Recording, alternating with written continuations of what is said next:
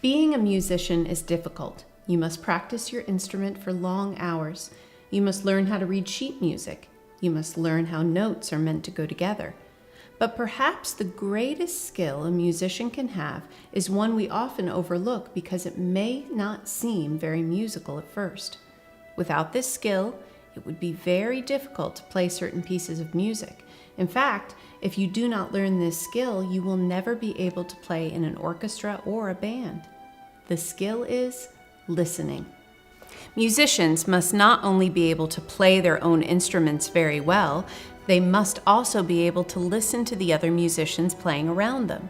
That is true in a large orchestra or symphony, but it is probably illustrated best in the world of jazz music.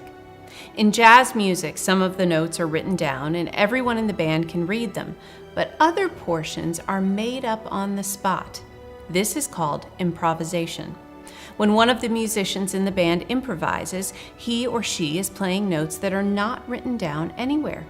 The notes are chosen just at that moment to fit the mood or the feel of the song.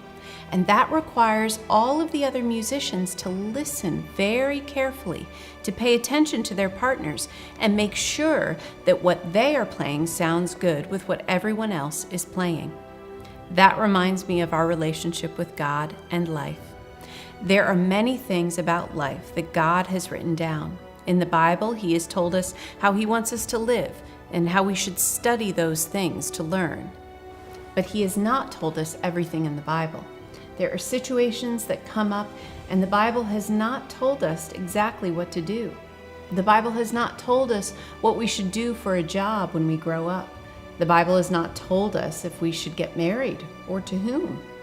To learn God's answers to those questions and countless others, we will have to learn how to listen carefully to God's Word and to live in tune with God's plan. We will need to learn how to follow His lead and cooperate with His timing. Learning to listen is difficult. It takes a lot of practice, but it is the best way to make beautiful music. So learn to listen carefully to God's Word and to the godly, wise people He puts in your life. If you do that, you can stay in tune with Him.